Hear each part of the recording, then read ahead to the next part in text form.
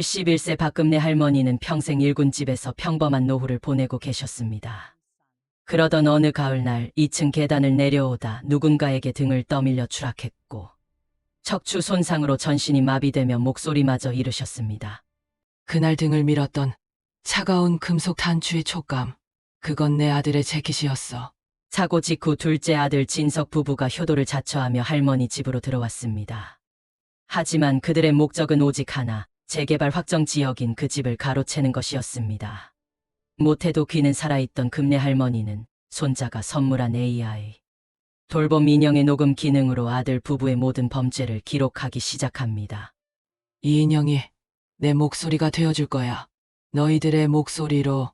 집 매매 계약 당일 큰아들과 경찰이 들이닥치고 AI 인형에서 흘러나온 진석의 목소리가 법정을 가득 채웁니다. 목소리를 잃은 어머니가 침묵으로 승리한 이야기. 지금 시작합니다. 아이고, 들을 때마다 새롭네. 정말. 어머 오셨어요. 따뜻하게 한 잔해요. 그래, 얼른 와서 같이 웃읍시다. 건배. 그날의 감촉을 나는 평생 잊지 못할 거야. 등 뒤에서 느껴진 차가운 금속 단추.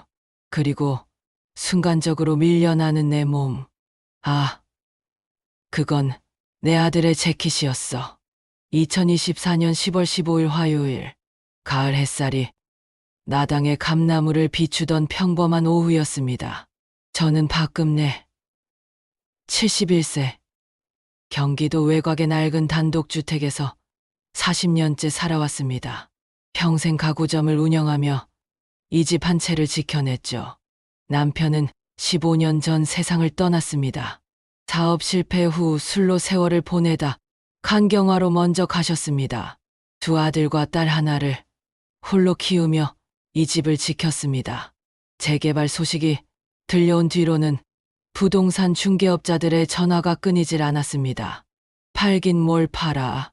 내가 평생 일군 집인데 자식들한테 물려줄 거야. 내 손으로. 그날 오후 저는 2층에서 빨래를 개고 있었습니다. 가을볕에 말린 이불 냄새가 좋았습니다. 창밖으로 보이는 감나무에는 붉은 감들이 주렁주렁 매달려 있었습니다. 올해도 풍년이네. 생각하며 웃음이 났습니다. 이제 따야 할 때가 됐어. 은우가 오면 좋아하겠다.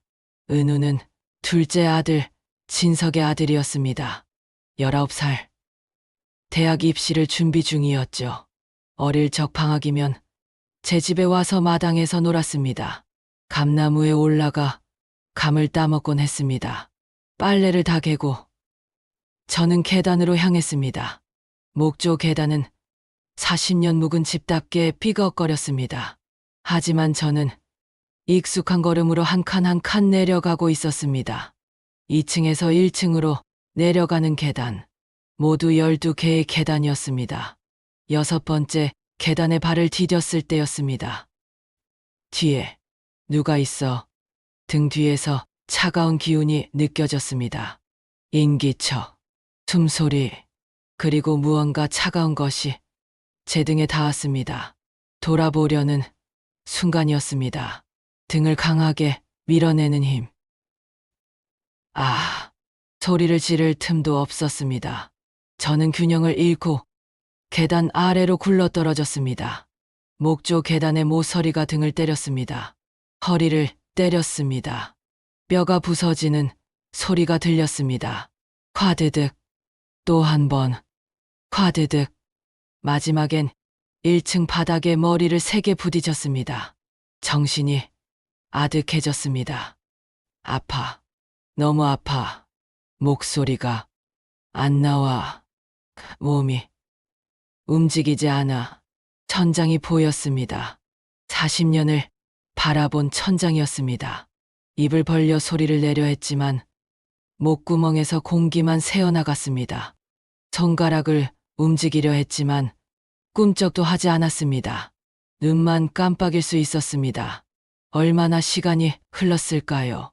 누군가 제 얼굴을 들여다봤습니다. 금내 씨. 금내 씨. 정신 차려요. 119 불렀어요. 이웃 여사였습니다. 반찬을 가져오려다 현관문이 열려 있는 걸 보고 들어온 거였죠. 곧 구급차 사이렌 소리가 들렸습니다. 정신을 차렸을 때는 병원 응급실이었습니다. 형광등 불빛이 눈부셨습니다. 의사의 목소리가 멀리서 들려왔습니다. 척추 4번과 5번 사이가 심하게 손상됐습니다. 성대 신경도 함께 다쳤고요. 전신마비 상태이며 발성이 불가능합니다. 의식은 명료하지만 회복은 쉽지 않을 겁니다. 전신마비, 발성 불가능. 저는 그 말의 의미를 천천히 이해했습니다. 말을 할 수 없다는 것, 손가락 하나 움직일 수 없다는 것, 평생 이렇게 살아야 한다는 것. 눈물이 흘러내렸습니다. 닦을 수도 없는 눈물이었습니다. 어떻게 이런 일이. 계단에서 넘어진 것뿐인데 그때였습니다. 병실 문이 열렸습니다.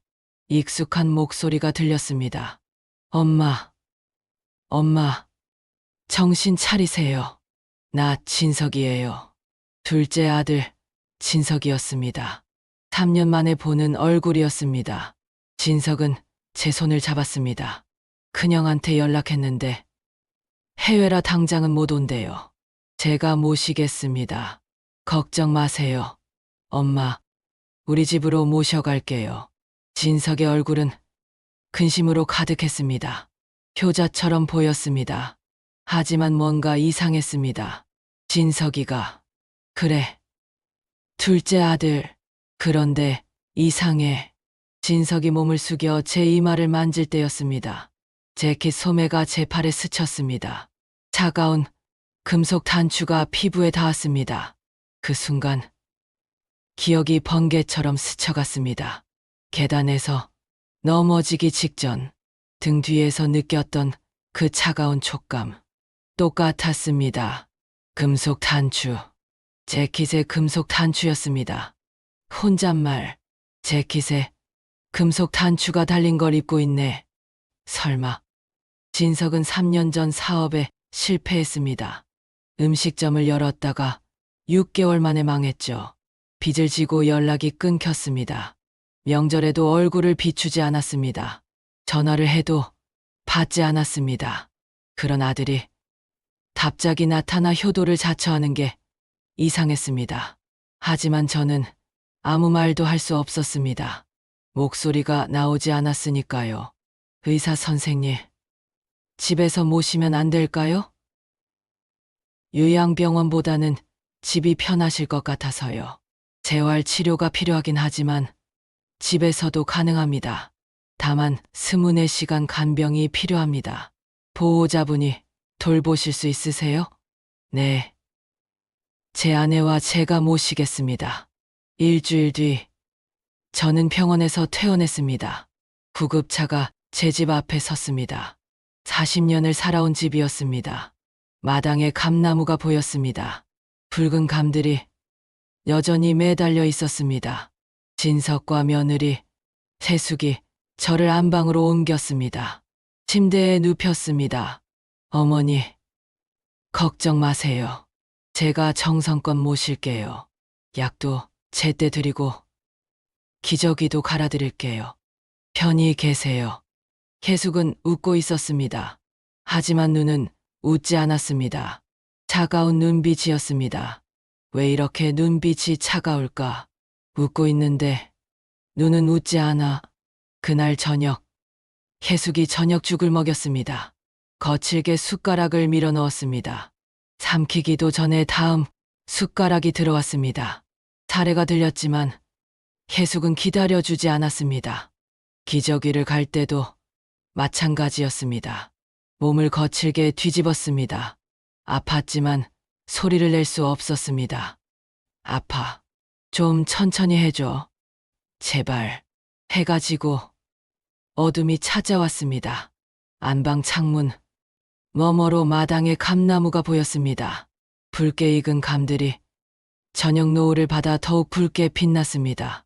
저는 감나무를 바라보며 생각했습니다. 그날 계단에서 느꼈던 차가운 금속 단추. 진석이 오늘 입고 온 재킷에도 똑같은 단추가 달려 있었어. 설마, 그게 밤이 깊어갔습니다. 진석 부부는 안방문을 닫고 거실로 나갔습니다. 저는 천장만 바라보며 누워 있었습니다. 하지만 귀는 살아 있었습니다. 희미하게 들려오는 대화 소리, 진석과 혜숙의 목소리였습니다. 생각보다 일이 잘 풀렸어. 의사가 말했잖아. 회복 불가능하다고. 목소리도 안 나오니까 완벽하네. 이제 서류만 처리하면 돼. 경한테는 절대 연락하지 마. 딸한테도. 우리가 모시는 거니까 간섭하지 말라고 해. 재개발 보상금이 얼마나 나온대? 진석 최소 10억은 받을 수 있대. 이 집만 있으면 빚도 다 갚고 다시 시작할 수 있어. 10억. 재개발 보상금. 서류 처리. 모든 게 연결되었습니다. 저는 천장을 바라보며 눈물을 흘렸습니다. 그래. 알았어. 너희가 나를 이렇게 만든 거구나. 이제야 확실해졌어. 진석아. 내가 나를 계단에서 밀었구나. 아들이 어머니를 계단에서 밀었습니다. 재산 때문에, 집 때문에, 돈 때문에, 그리고 이제 말도 못하고 움직이지도 못하는 어머니를 이용해 재산을 빼앗으려 하고 있었습니다. 그날 밤부터 저는 제 집 안방에 갇힌 죄수가 되었습니다. 말도 못하고 움직이지도 못하는 채로. 하지만 저는 알고 있었습니다. 아들이 저를 계단에서 밀었다는 것을, 이 모든 게 계획된 범죄라는 것을. 창밖 감나무를 바라보며 저는 다짐했습니다. 이대로 당하지 않을 거야. 어떻게든 진실을 밝혀낼 거야. 반드시. 마당의 감나무에서 감 하나가 떨어졌습니다. 툭 하고 땅에 떨어지는 소리. 가을밤이 깊어가고 있었습니다. 과연 금례는 어떻게 진실을 밝혀낼 수 있을까요? 말도 못하고 움직이지도 못하는 그녀에게 희망은 있을까요? 다음 챕터에서 계속됩니다. 사람들은 말 못하는 사람을 죽은 사람처럼 대해. 하지만 내 눈은 살아있고 귀도 살아있어. 그리고 머리도. 너희가 저지르는 모든 것을 나는 다 보고 있어. 사고 후 열흘째 되는 날이었습니다. 저는 안방 침대에 누운 채 천장만 바라보고 있었습니다. 오른쪽 눈꺼풀이 가렵지만 긁을 수도 없었죠. 전신마비라는 게 이런 거였습니다. 숨 쉬는 것 빼고는 아무것도 할 수 없는 상태. 밥도 혼자 먹지 못하고 화장실도 갈 수 없었습니다. 기저귀를 차고 누워있는 내 모습이라니. 71년을 살면서 이런 날이 올 줄은 몰랐어. 진석 부부는 매일 3번 방문을 열었습니다. 아침, 점심, 저녁. 혜숙이 유동식을 떠먹이고 기저귀를 갈아줬습니다. 하지만 그 손길에는 따뜻함이 없었습니다. 어머니, 식사 시간이에요. 입 벌리세요. 숟가락이 입에 거칠게 밀려 들어왔습니다. 삼키기도 전에 다음 숟가락이 들어왔죠. 죽이 목구멍으로 넘어가며 사례가 들렸지만 혜숙은 기다려주지 않았습니다. 숨이 막혀. 천천히 좀 해줘. 제발. 하지만 저는 아무 말도 할 수 없었습니다. 목구멍에서 공기만 새어나갈 뿐이었죠. 혜숙은 기저귀를 갈 때도 마찬가지였습니다. 거칠게 몸을 뒤집고 한숨을 쉬며 투덜거렸습니다. 짜증 섞인 목소리로 하루에 몇 번을 갈아줘야 하는 거야. 진짜. 그러던 어느 날 오후였습니다. 진석이 방문을 열고 들어왔습니다. 손에는 서류 뭉치를 들고 있었고 혜숙도 함께였습니다. 엄마, 서류 좀 처리해야 해요. 병원비도 많이 나오고 집 관리도 해야 하니까. 재산 관리 위임장이에요. 제가 대신 관리하겠습니다. 진석은 서류를 펼쳐 제 배 위에 올려놓았습니다. 펜을 제 손에 쥐어주려 했지만 당연히 손가락은 꿈쩍도 하지 않았습니다. 위임장. 말이 좋아 위임장이지. 재산을 다 가져가겠다는 거잖아. 손을 못 쓰시니까 어쩔 수 없네. 여보, 도장 가져와. 계숙이 서랍장을 뒤지기 시작했습니다. 제 도장을 찾는 거였습니다. 저는 눈만 굴리며 그 모습을 지켜봤습니다. 서랍맨 아래 헝겊 보자기 안에 있어. 거기엔 통장도 있고 집 등기부등본도 있지. 계숙은 서랍을 하나씩 열어보더니 마침내 헝겊 보자기를 꺼냈습니다. 기쁜 목소리로 여기 있어요. 도장이랑 통장도 다 있네요. 잘했어. 빨리 찍어. 계숙이 서류에 도장을 찍었습니다. 딱, 딱, 딱. 3번의 소리가 방 안에 울려 퍼졌습니다. 제 재산이 아들 손으로 넘어가는 소리였습니다. 그때였습니다. 안방 천장에 달린 오래된 거울이 눈에 들어왔습니다. 어머니께서 살아계실 때 풍수지리상 좋다며 달아두신 거울이었죠. 거울에는 진석 부부의 모습이 선명하게 비쳤습니다. 저 거울, 저걸로 볼 수 있겠어. 천장만 보고 누워 있어도 저 거울로 방 안을 다 볼 수 있어. 진석은 서류를 챙겨 들고 나가며 재숙에게 말했습니다. 내일 바로 은행 가서 통장 정리하고 집 명의도 바꾸자. 경한테는 절대 알리지 마. 당연하지. 큰형은 해외에 있으니까 모를 거야. 딸은 어때? 딸도 괜찮아.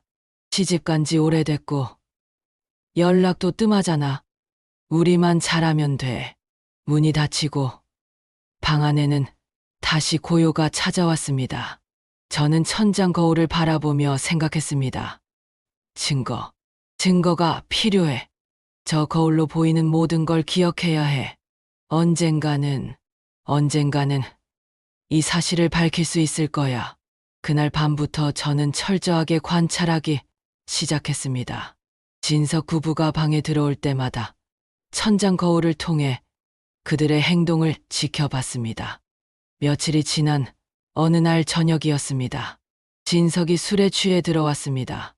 술 취한 목소리로 엄마, 오늘 은행 다녀왔어요. 통장명에 다 제 앞으로 바꿨습니다. 3억 2천. 꽤 모으셨네요. 진석은 침대 옆 의자에 털썩 앉았습니다. 술 냄새가 진동했습니다. 냉소적으로 사실 말이에요. 계단에서 밀 때 좀 무서웠어요. 진짜로 죽을까봐. 근데 다행히 죽지는 않으셨네요. 딱 적당히 말도 못하고 움직이지도 못하는 상태. 완벽하죠? 역시 내가 밀었구나. 내 아들이 날 밀었어. 진석은 계속 중얼거렸습니다. 형은 맨날 해외 나가 있고 동생은 시집 가서 애 키우느라 바쁘고 아무도 엄마한테 신경 안 써요. 그러니까 제가 모시는 거죠. 재산이랑 같이. 진석이 일어서며 제 이마를 툭 쳤습니다. 편히 계세요. 엄마, 우리가 잘 모실게요. 죽을 때까지. 문이 닫히고 저는 천장 거울 속 제 모습을 바라봤습니다. 눈물이 흘러내렸습니다. 하지만 눈물을 닦을 손도 없었습니다. 그날 밤 저는 결심했습니다. 반드시 살아남을 거야. 그리고 너희가 한 짓을 세상에 알릴 거야. 어떻게든. 다음 날 아침이었습니다. 계숙이 아침 식사를 가져왔습니다. 평소처럼 거칠게 죽을 떠먹이던 계숙이 갑자기 말했습니다. 어머니, 다음 주에 요양병원 알아볼 거예요. 집에서 모시기 힘들어서요. 거기 가시면 편하실 거예요. 요양병원. 거기 보내면 아무도 날 찾지 않겠지. 그게 목적이구나. 저는 눈만 깜빡이며 생각했습니다. 시간이 얼마 남지 않았다는 걸 느꼈습니다.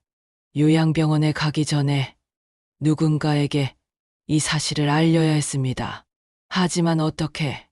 말도 못하고 움직이지도 못하는 제가 어떻게 도움을 요청할 수 있을까요? 그날 오후, 창문 너머로 마당에 감나무가 보였습니다. 붉은 감들이 바람에 흔들리고 있었습니다. 저는 감나무를 바라보며 생각했습니다. 감나무야, 넌 매년 가을마다 열매를 맺지. 내가 죽어도 넌 계속 살아갈 거야. 나도 그렇게 살아남을 거야. 바로 그때였습니다. 현관문이 열리는 소리가 들렸습니다. 낯선 목소리가 들려왔습니다. 안녕하세요. 구청 복지과에서 나왔습니다. 독거노인 방문 서비스인데요. 진석의 당황한 목소리가 들렸습니다. 아, 저희 어머니는 독거노인이 아니에요. 제가 모시고 있어서요. 그래도 등록은 되어 있어서요. 한 번만 확인하고 가겠습니다. 발소리가 안방 쪽으로 다가왔습니다. 저는 천장을 바라보며 생각했습니다. 이 사람이 나를 구해줄 수 있을까?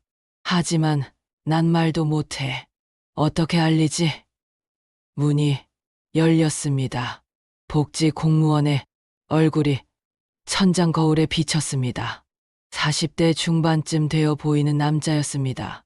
어머니, 안녕하세요. 상태가 어떠신가요? 저는 눈만 깜빡이며 그를 바라봤습니다. 공무원은 진석에게 물었습니다. 사고 나신 지 얼마나 되셨나요? 2주 정도 됐어요. 전신마비에 발성 불가라서 말씀은 못하세요. 저희가 잘 모시고 있으니까 걱정 안 하셔도 됩니다. 공무원이 방 안을 둘러봤습니다. 그리고 저를 다시 바라봤습니다. 그럼 다음에 또 방문하겠습니다. 편안히 계세요. 공무원이 나가려는 순간이었습니다. 저는 있는 힘을 다해 눈을 깜빡였습니다. 1번, 2번, 3번. 계속해서 빠르게 깜빡였습니다. 공무원이 걸음을 멈췄습니다. 어머님, 눈을 자꾸 깜빡이시는데, 안구건조증이 좀 있으세요. 안약 넣어드려야 하는데, 바쁘실 텐데, 저희가 알아서 할게요. 공무원은 잠시 저를 바라보더니 고개를 끄덕이고 나갔습니다. 문이 닫히자 진석이 제 침대 옆으로 다가왔습니다. 엄마, 이상한 짓 하지 마세요. 아무도 못 알아들어요. 말도 못 하잖아요. 진석이 나가고 저는 다시 혼자 남았습니다. 천장 거울 속에 비친 제 얼굴을 봤습니다. 눈물이 흘러내리고 있었습니다. 기회를 놓쳤어. 아까 그 사람이 날 구해줄 수 있었는데 다음엔 반드시 신호를 보낼 거야. 그날 밤 저는 천장을 바라보며 계획을 세웠습니다. 말은 못해도 눈은 있었습니다.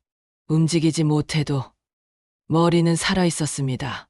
살아남아서 진실을 밝히겠다고 다짐했습니다. 창밖 감나무에 매달린 붉은 감들이 달빛을 받아 반짝였습니다.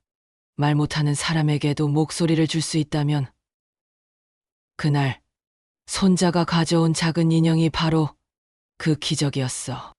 효도 계약서에 억지로 지장을 찍은 지 일주일이 지났습니다. 진석 구부는 명예 변경 서류를 준비하며 바쁘게 움직였습니다. 저는 여전히 안방에 갇혀 천장만 바라보고 있었죠. 하루하루가 감옥 같았습니다. 아침마다 해숙이 들어와 기저귀를 갈고 죽을 먹였습니다. 점심과 저녁도 마찬가지였습니다. 그녀의 손길은 점점 더 거칠어졌습니다. 어휴, 또 흘리셨네. 제대로 삼키세요. 어머니, 저는 삼키려고 애썼지만 목구멍 근육이 제대로 작동하지 않았습니다. 죽이 턱으로 흘러내렸고 해숙은 한숨을 쉬며 거칠게 닦아냈습니다. 미안해. 일부러 그런 게 아니야. 내 몸이 말을 안 들어. 그렇게 보름이 흘렀습니다. 어느 토요일 오후였습니다. 현관문이 열리는 소리가 들렸습니다. 낯익은 목소리가 들려왔습니다. 할머니, 제가 왔어요. 손자 은우의 목소리였습니다. 제 가슴이 뛰었습니다. 은우는 19살. 대학 입시를 준비 중인 손자였습니다. 어릴 적 방학이면 제 집에 와서 마당에서 놀았죠.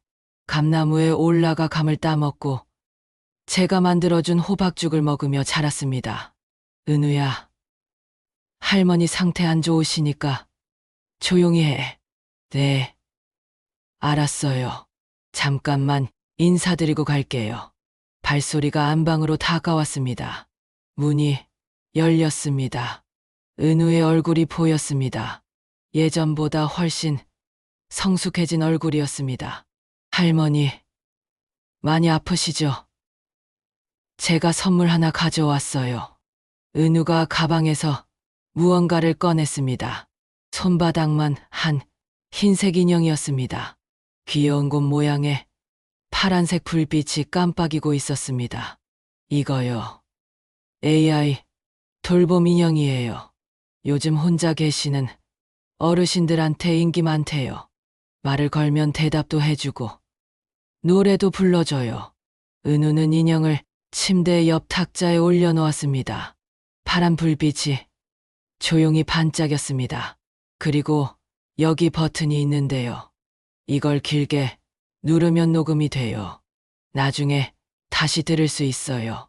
할머니가 심심하실 때 제 목소리 들으시라고 녹음해 둘게요.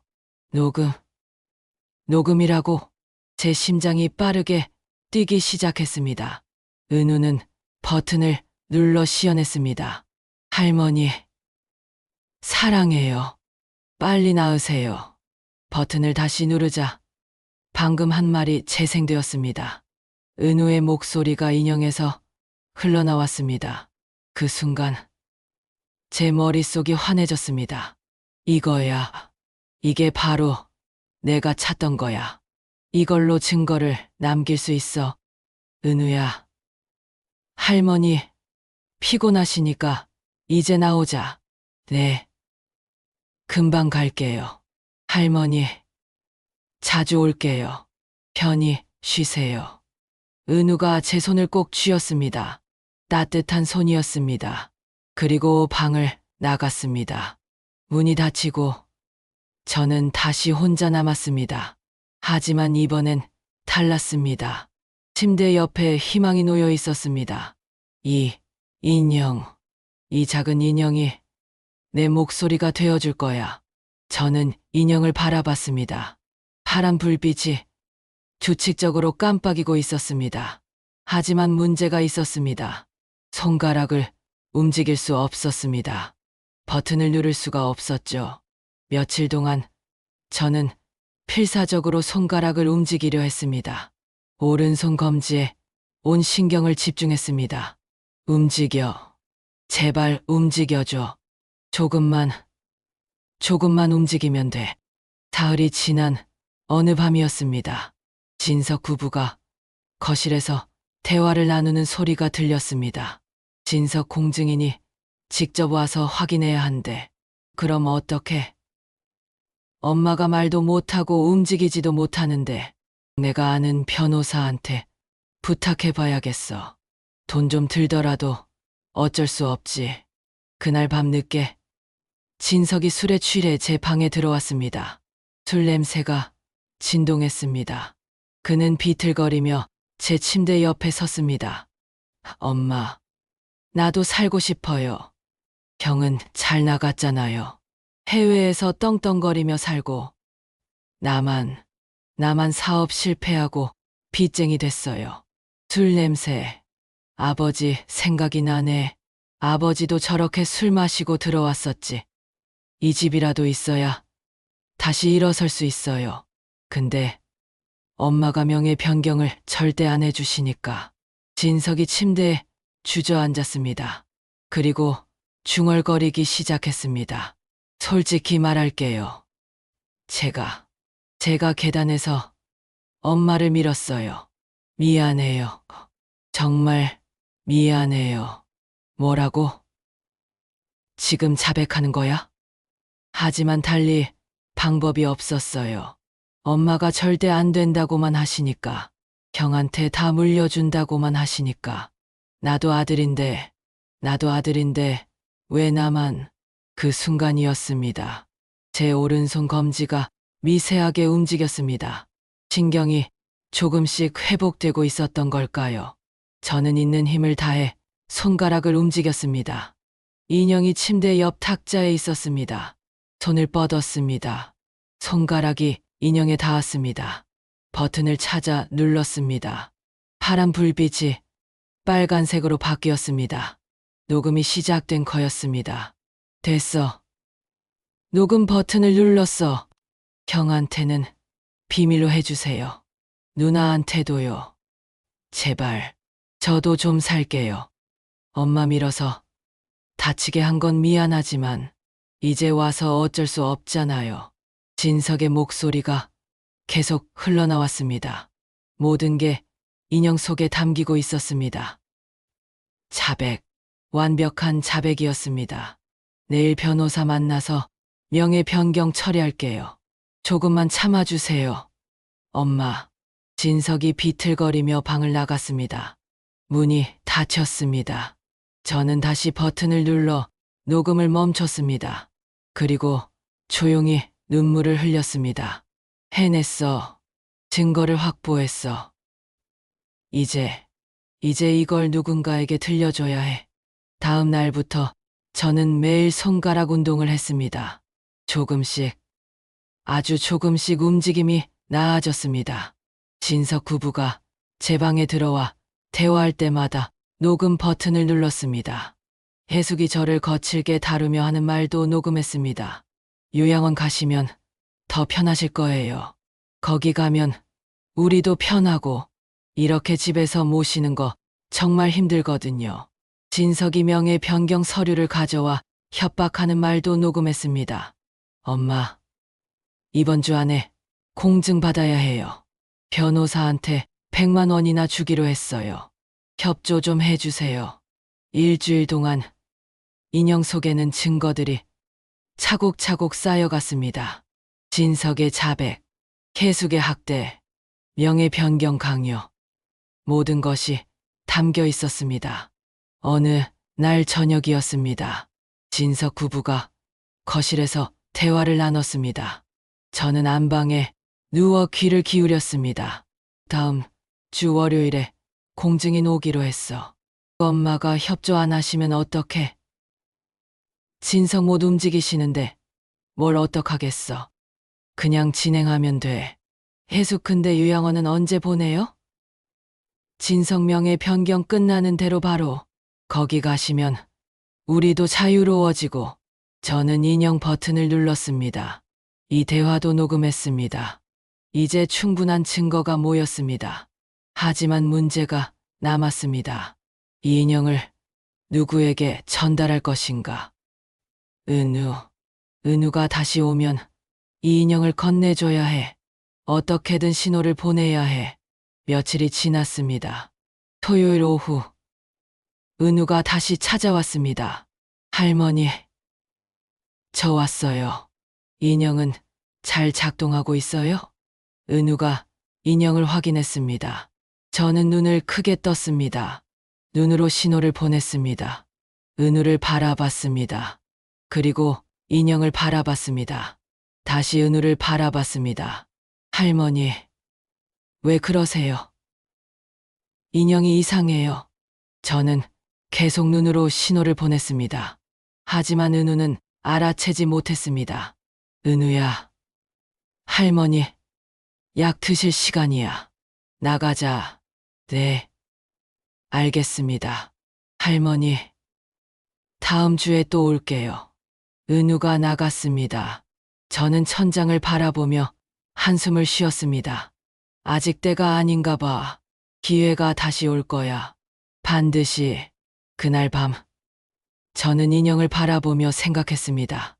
이 작은 인형 속에 제 운명이 담겨 있었습니다. 증거들이 쌓여 있었습니다.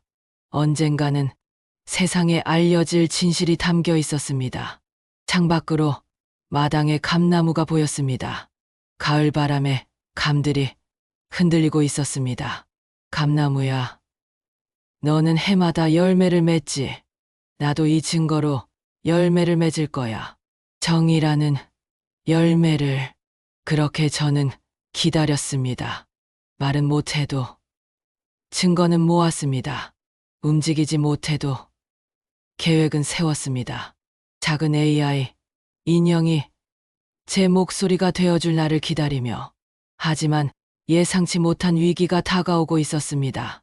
요양원, 이송 날짜가 잡혔고 인형을 빼앗길 위기에 처합니다.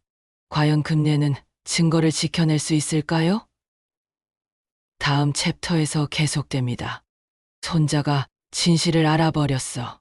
그 아이의 눈빛이 변하는 걸 봤어. 순수했던 19살 청년의 눈에서 빛이 사라지는 순간을. 은우가 AI 인형을 선물한 지 2주가 지났습니다. 그동안 저는 20개가 넘는 녹음 파일을 인형 속에 저장했습니다. 진석의 자백, 해숙의 협박, 명예 변경 계획, 모든 것이 작은 인형 속에 담겨 있었습니다. 하지만 문제가 생겼습니다. 은우가 자주 찾아오기 시작한 것입니다. 처음에는 주말에만 왔던 은우가 이제는 주중에도 들렀습니다. 학교 끝나고 학원 가기 전에도 들렀습니다. 은우야, 요즘 왜 이렇게 자주 와? 할머니 상태 안 좋으신데 시끄러우면 안 돼. 그냥 할머니 보고 싶어서요. 고3이라 스트레스 받으니까 할머니 보면 마음이 편해져요. 은우는 매번 제 방에 들어와 조용히 앉아 있었습니다. 숙제를 하기도 했습니다. 책을 읽기도 했습니다. 그리고 가끔 제 손을 잡고 말을 걸었습니다. 할머니, 학교에서 선생님이 효에 대해 말씀하셨어요. 부모님께 효도하는 게 중요하다고. 근데요, 할머니, 효도가 뭘까요? 은우야, 넌 착한 아이야. 내 부모보다 훨씬 더. 어느 수요일 저녁이었습니다. 11월 중순. 날씨가 제법 쌀쌀해진 날이었습니다. 진석 구부는 명예 변경 서류를 처리하러 구청에 나가고 없었습니다. 은우가 혼자 제 방에 들어왔습니다. 평소와 달리 표정이 어두웠습니다. 할머니, 제가 느끼기엔 뭔가 이상해요. 은우는 침대 옆에 앉았습니다. 제 손을 잡았습니다. 따뜻한 손이었습니다. 엄마 아빠가 할머니한테 잘해주는 것 같지 않아요. 어제도 엄마가 할머니 기저귀 갈면서 투덜거리는 거 들었어요. 그리고 아빠는 할머니 보면서 이상한 눈빛으로 봐요. 은우야, 내가 알아챘구나. 내 아버지의 본 모습을. 은우는 한동안 말없이 앉아 있었습니다. 그러다 침대 옆 탁자에 놓인 AI 인형을 들었습니다. 할머니, 이 인형 잘 쓰고 계세요? 불빛이 자꾸 깜빡이네. 혹시 녹음이 많이 돼 있나? 은우야, 제발 확인해봐. 그 안에 진실이 있어. 저는 눈을 크게 떴습니다. 은우를 바라봤습니다. 눈으로 신호를 보냈습니다. 은우는 호기심, 어린 표정으로 인형을 살펴봤습니다. 그리고 재생 버튼을 눌렀습니다. 잠시 침묵이 흘렀습니다. 그리고 인형에서 목소리가 흘러나왔습니다. 진석의 목소리였습니다. 제가 계단에서 엄마를 밀었어요. 미안해요. 하지만 달리 방법이 없었어요. 엄마가 절대 안 된다고만 하시니까. 은우의 얼굴이 굳어졌습니다. 손에 들린 인형을 멍하니 바라봤습니다. 뭐라고? 은우는 다음 파일을 재생했습니다. 이번에는 해숙의 목소리였습니다. 이제 당신 집 아니에요. 우리 집이에요. 재개발되면 최소 10억은 받을 수 있대요. 그러니까 너무 억울해하지 마세요. 우리도 먹고 살아야죠. 아니, 이게 무슨... 은우는 계속해서 파일들을 재생했습니다. 진석과 해숙의 대화, 명예 변경 계획, 효도 계약서 위조, 요양원, 이송 계획, 모든 것이 인형 속에서 흘러나왔습니다. 은우의 얼굴이 점점 창백해졌습니다. 손이 떨리기 시작했습니다. 할머니, 이게 진짜예요? 아빠가 정말 할머니를 계단에서, 그래, 은우야, 내 아빠가 나를 계단에서 밀었어. 그리고 지금 내 재산을 빼앗으려 하고 있어. 은우는 인형을 가슴에 안았습니다. 그리고 울기 시작했습니다. 소리 없이 조용히. 어깨가 떨렸습니다. 19살 청년에게는 너무나 충격적인 진실이었을 것입니다. 자신의 부모가 할머니를 계단에서 밀어 다치게 하고 재산을 빼앗으려 한다는 사실. 할머니, 제가 몰랐어요. 진짜 몰랐어요. 엄마 아빠가 효도한다고 해서 믿었는데 어떡해요. 할머니, 은우는 한참을 울었습니다. 저도 눈물을 흘렸습니다. 손자와 할머니, 둘 다 말없이 울었습니다. 얼마나 시간이 흘렀을까요? 은우가 눈물을 닦으며 일어났습니다. 할머니, 제가 이 인형 가져가도 돼요? 큰아버지한테 보내드릴게요. 큰아버지는 변호사시잖아요. 도와주실 거예요. 그래, 은우야, 가져가. 내 큰아버지한테 보내. 제발. 은우는 인형을 재킷 안주머니에 넣었습니다. 그리고 제 손을 꼭 잡았습니다. 할머니, 걱정 마세요. 제가 꼭 도와드릴게요. 아빠가 잘못한 거예요. 은우가 방문을 열려는 순간이었습니다.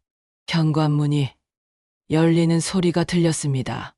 진석 부부가 돌아온 것입니다. 예상보다 일찍 돌아왔습니다. 은우 왔어? 네, 할머니 보러 왔어요. 은우는 서둘러 방을 나가려 했습니다. 하지만 진석이 안방문을 열고 들어섰습니다. 은우야, 뭐 하냐? 할머니 괴롭히면 안 돼. 아니에요. 그냥 인사하러 왔어요. 이제 갈게요. 은우가 진석을 지나치려 했습니다. 그런데 진석이 은우의 팔을 잡았습니다. 재킷 속에 뭐 있어? 아무것도 없어요. 보여봐. 진석이 은우의 재킷을 열려 했습니다.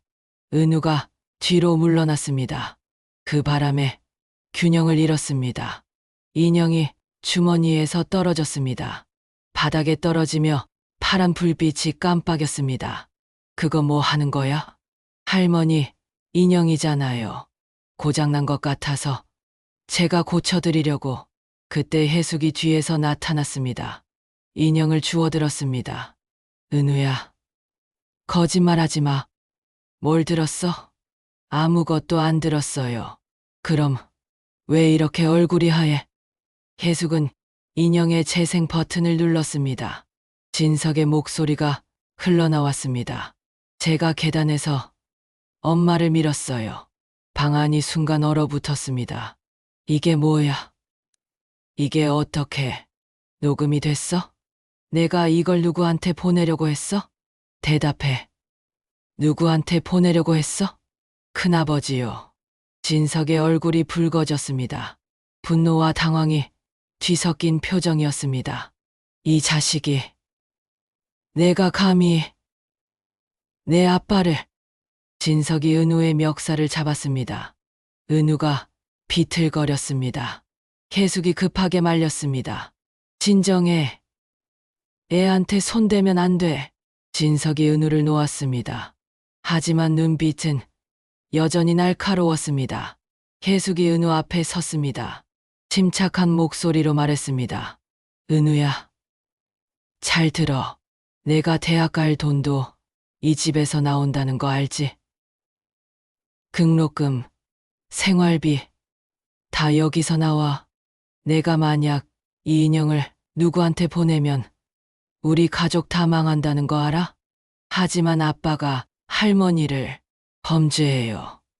이건 할머니는 어차피 오래 못 사셔. 의사도 그랬어. 전신마비에 회복 불가능이라고. 1년, 2년. 그 정도야. 우리는 할머니 재산으로 내 미래를 만드는 거야. 그게 무슨. 내가 좋은 대학 가서 잘 되는 게 할머니한테도 효도하는 거야. 할머니도 손자가 잘 되는 걸 바라실 거야. 해숙은 은우의 어깨에 손을 올렸습니다. 은우야, 넌 착한 아이야. 부모 말 잘 듣는 효자지. 이번에도 그냥 모른 척 해줘. 응? 그런 게 어딨어요. 그건, 은우야. 내가 만약 이 일을 밖에 알리면 아빠는 감옥 가. 알지? 그럼 너도 전과자 아들로 평생 살아야 해. 대학도 못 가. 취직도 못 해. 그래도 괜찮아? 은우는 아무 말도 하지 못했습니다. 고개를 떨어뜨렸습니다. 어깨가 떨렸습니다. 19살 청년이 감당하기에는 너무 무거운 진실이었습니다.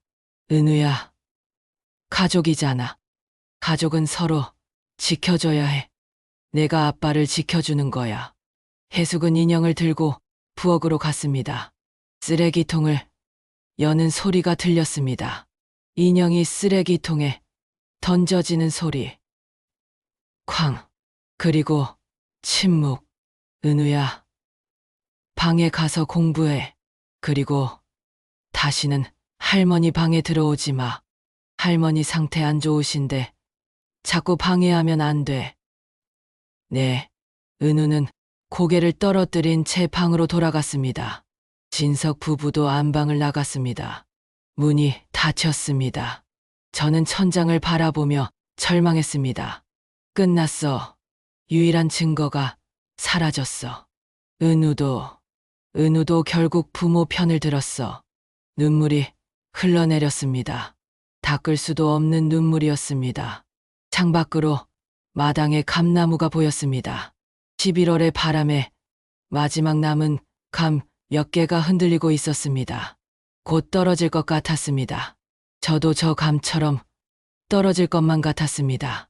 하지만 저는 몰랐습니다. 은우가 이미 준비를 끝냈다는 것을요.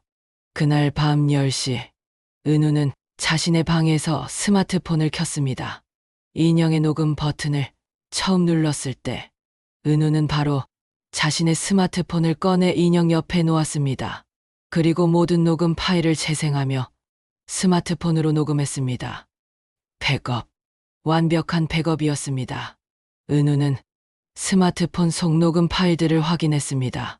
20개의 파일, 모두 선명하게 녹음되어 있었습니다. 은우는 미국에 있는 큰아버지의 이메일 주소를 입력했습니다. 제목, 할머니를 도와주세요. 본문 큰아버지. 저 은우예요. 급하게 연락드립니다. 할머니가 위험해요. 첨부 파일을 꼭 들어보세요. 20개의 녹음 파일을 첨부했습니다. 그리고 전송 버튼을 눌렀습니다. 메일이 발송되었습니다. 은우는 스마트폰을 가슴에 안았습니다. 할머니, 제가 꼭 도와드릴게요. 약속해요. 그날 밤, 미국 로스앤젤레스. 시차 때문에 아직 오전이었습니다. 큰아들 진우는 로펌 사무실에서 일하고 있었습니다. 이메일 알림이 울렸습니다. 발신자 은우. 진우는 이메일을 열었습니다. 그리고 첨부된 녹음 파일을 재생했습니다. 동생 진석의 목소리가 흘러나왔습니다. 제가 계단에서 엄마를 밀었어요. 진우의 얼굴이 굳어졌습니다. 그는 즉시 한국행 비행기표를 예매했습니다. 가장 빠른 비행기. 내일 오전 출발. 은우의 용기가 희망의 씨앗이 되었습니다. 하지만 진석 부부도 가만히 있지 않을 것입니다. 큰아들 진우가 도착하기 전에 그들은 무슨 일을 벌일까요? 과연 금내는 구출될 수 있을까요? 다음 챕터에서 계속됩니다. 손가락이 꺾이는 소리를 들어본 적 있어? 아들이 어머니의 손가락을 억지로 펴서 도장을 찍을 때 나는 소리. 그게 바로 내가 들은 마지막 저항의 소리였어.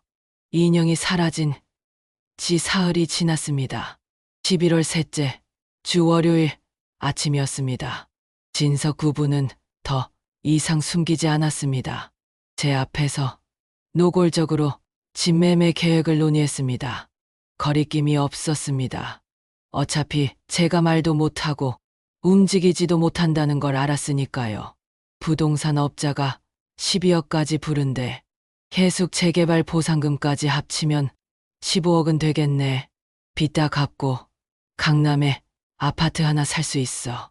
30평대로 15억.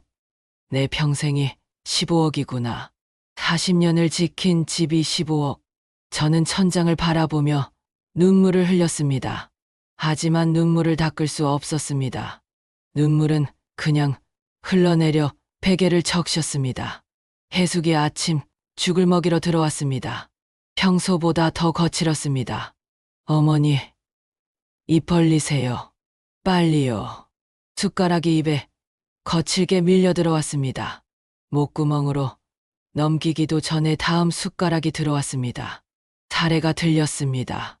기침을 하고 싶었지만 할 수 없었습니다. 숨이 막혀. 천천히 좀 해줘. 제대로 삼키세요. 자꾸 흘리시면 어떡해요. 주기턱으로 흘러내렸습니다. 해숙은 휴지로 거칠게 닦아냈습니다. 피부가 쓰라렸습니다. 식사가 끝나고 해숙이 나갔습니다. 저는 다시 혼자 남았습니다. 그날 오전 10시쯤이었습니다. 현관 초인종이 울렸습니다. 진석이 문을 열었습니다. 낯선 남자 목소리가 들렸습니다. 안녕하세요. 이 변호사입니다. 어서 오세요. 기다리고 있었습니다. 발소리가 안방으로 다가왔습니다. 문이 열렸습니다. 중년의 남자가 들어왔습니다. 50대 초반쯤 되어 보였습니다. 검은색 정장을 입고 서류 가방을 들고 있었습니다. 어머니이시군요. 안녕하세요. 변호사는 저를 잠시 바라봤습니다. 눈빛이 흔들렸습니다. 불편해 보였습니다. 하지만 곧 시선을 돌렸습니다. 본인 확인이 안 되면 명예 변경이 어렵습니다. 박금래 씨가 의사 표현을 할 수 있어야 하는데 전신마비 상태라고 하셨죠? 네. 그렇긴 한데요. 엄마가 고개는 끄덕일 수 있어요. 제가 물어보면 고개 끄덕이는 걸로 의사 표현하시거든요. 거짓말. 나는 고개도 못 끄덕여. 목 근육이 마비됐어. 그렇습니까? 그럼 확인해 보겠습니다. 변호사는 침대 옆에 섰습니다. 서류 가방을 열어 서류를 꺼냈습니다. 두툼한 서류 뭉치였습니다. 제 배 위에 서류를 펼쳤습니다. 박금래 씨, 저는 이정호 변호사입니다. 오늘 부동산 명예 변경건으로 왔습니다. 이 서류는 어머님 명의의 주택을 아드님 박진석 씨 앞으로 이전하는 내용입니다. 이해하시겠습니까? 이해는 해. 하지만 동의하지 않아. 절대로. 어머니, 이 명예 변경에 동의하십니까? 동의하시면 고개를 끄덕여 주세요. 저는 눈만 깜빡였습니다. 고개를 끄덕일 수 없었습니다. 목 근육이 움직이지 않았으니까요. 그때였습니다. 진석이 제 머리 뒤로 다가왔습니다. 손을 뒷머리에 댔습니다. 그리고 강제로 머리를 앞으로 숙였습니다. 아파. 목뼈가 부러질 것 같아. 보세요. 고개 끄덕이셨죠?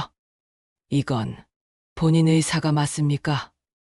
제가 보기엔 당연하죠. 엄마가 저한테 집을 물려주고 싶어 하세요. 평소에도 그렇게 말씀하셨어요. 그렇죠. 엄마. 다시 한번 머리를 강제로 숙였습니다. 목뼈에서 뚝 소리가 났습니다. 고통이 밀려왔습니다. 변호사는 불편한 표정을 지었습니다. 하지만 더 이상 묻지 않았습니다. 그럼 지장만 찍으시면 됩니다. 여기. 그리고 여기 세 군데입니다. 네. 지금 바로 찍을게요. 진석은 서랍에서 인주와 제 도장을 꺼냈습니다. 그리고 제 오른손을 잡았습니다. 손목을 잡아당겼습니다. 저는 저항할 수 없었습니다. 몸이 움직이지 않았으니까요. 진석은 제 오른손 엄지 손가락을 억지로 폈습니다.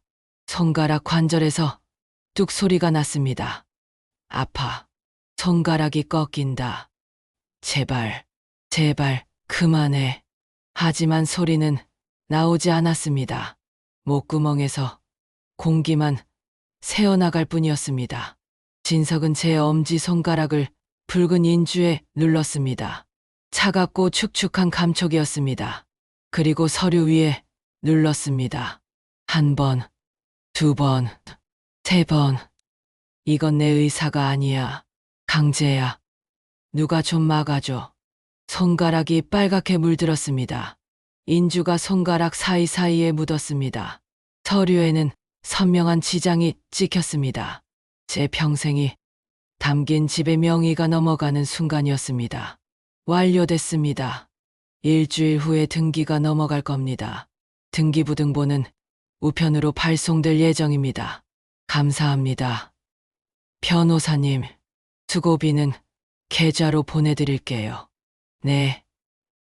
그럼 이만 가보겠습니다. 변호사가 나가며 한 번 더 저를 돌아봤습니다.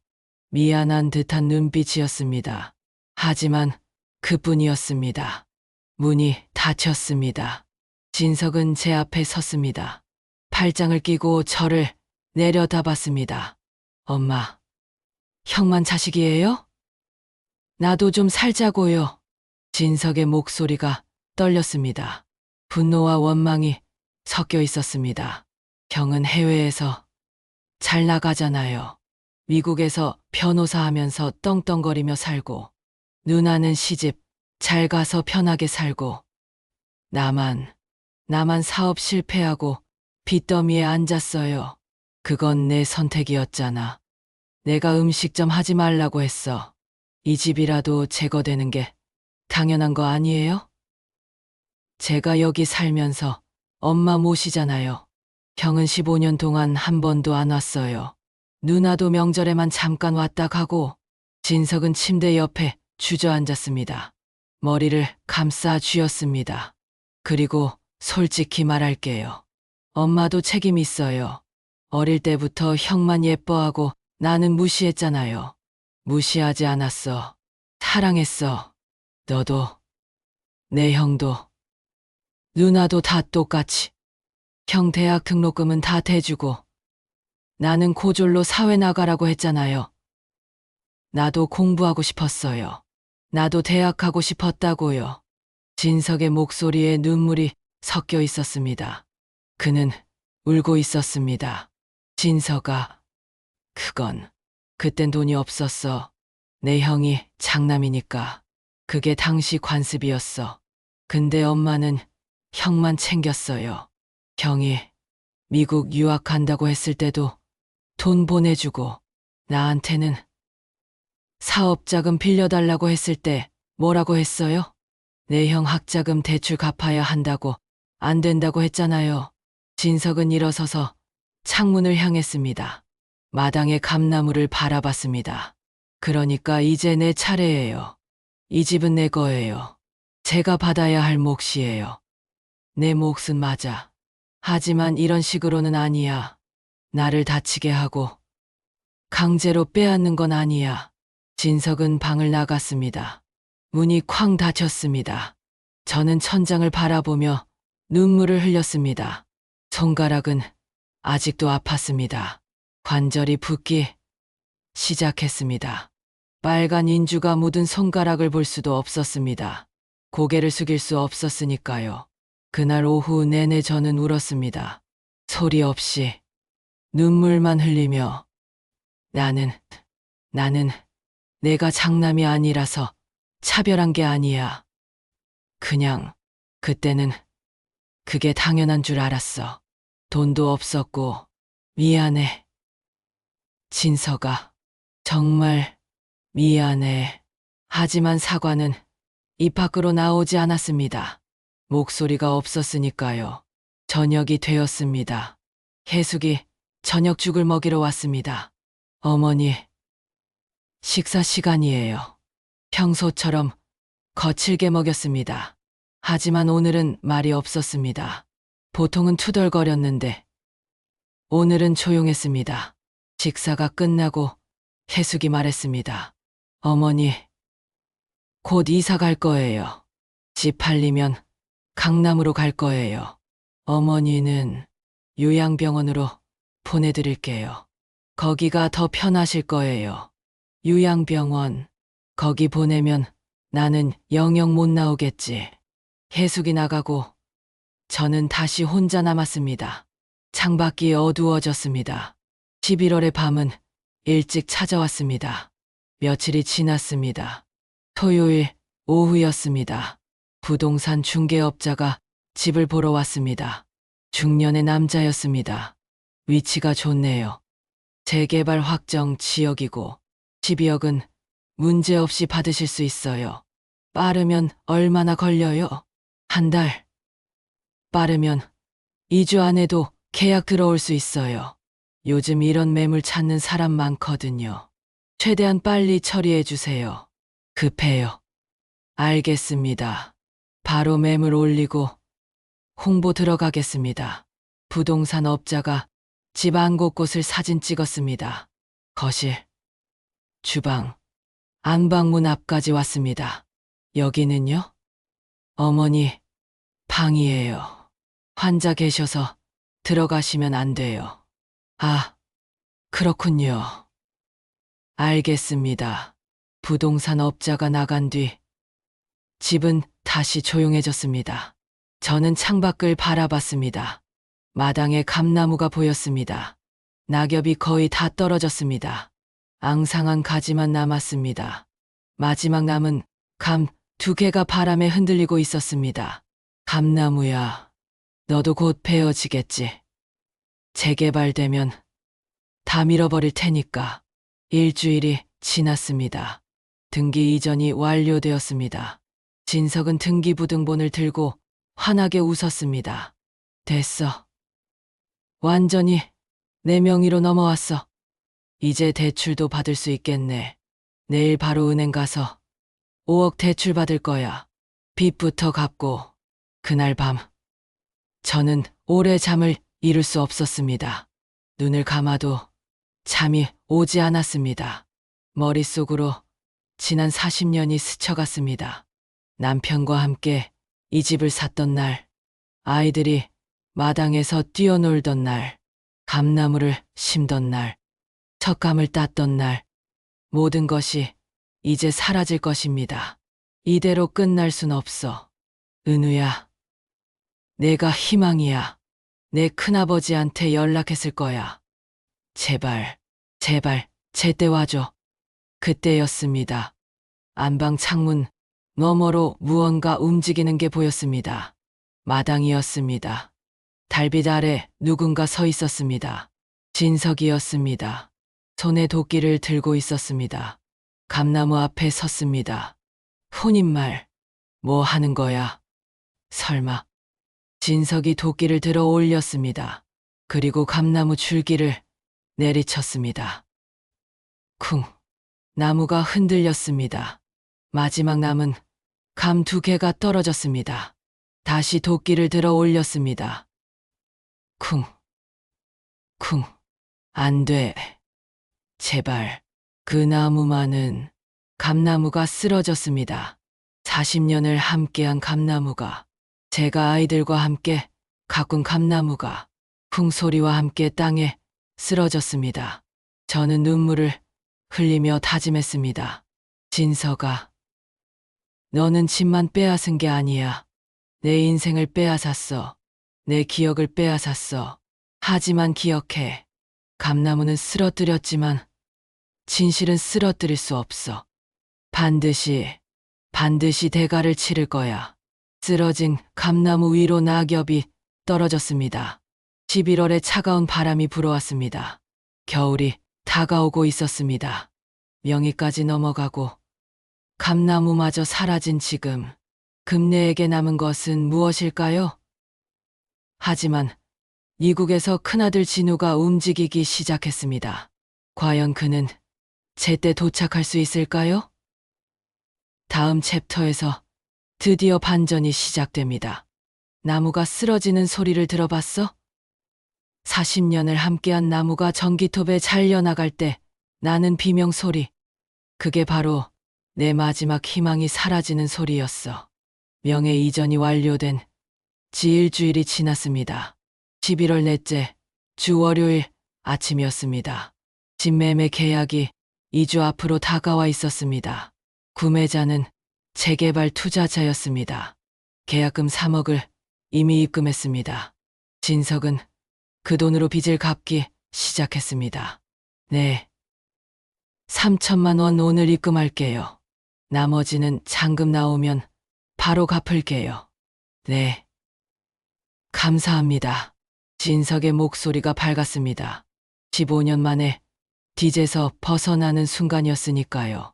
하지만 그건 제 희생 위에 세워진 자유였습니다. 그날 아침 9시쯤이었습니다. 이상한 소리가 들려왔습니다. 웅웅웅. 기계 소리였습니다. 전기톱 소리였습니다. 저게 무슨 소리야?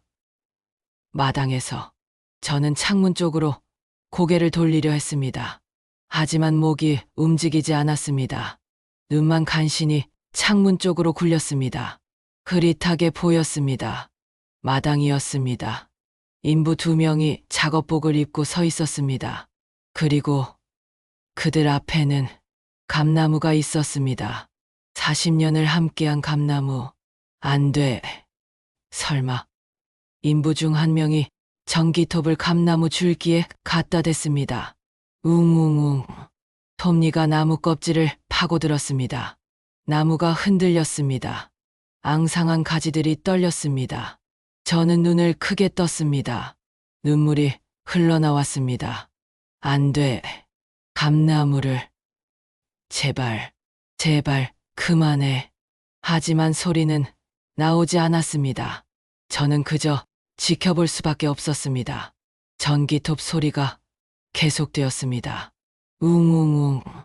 나무 속에서 하얀 톱밥이 튀어나왔습니다. 감나무는 제게 남편의 흔적이었습니다. 남편이 결혼 20주년 때 마당에 직접 심었던 나무였습니다. 여보, 우리 감나무가, 당신이 심었던 그 나무가 1994년 봄이었습니다. 남편은 작은 감나무 묘목을 사왔습니다. 마당 한가운데 구덩이를 팠습니다. 땀을 흘리며 나무를 심었습니다. 금내야, 이 나무가 크면 우리도 늙겠지. 나무 아래서 담 따먹으면서 손주들 얼굴 보자. 그 약속대로 감나무는 자랐습니다. 해마다 감이 열렸습니다. 아이들이 그 감을 따먹으며 자랐습니다. 손자 은우도 그 감을 먹으며 컸습니다. 그 모든 추억이 지금 잘려나가고 있었습니다. 20분쯤 지났을까요?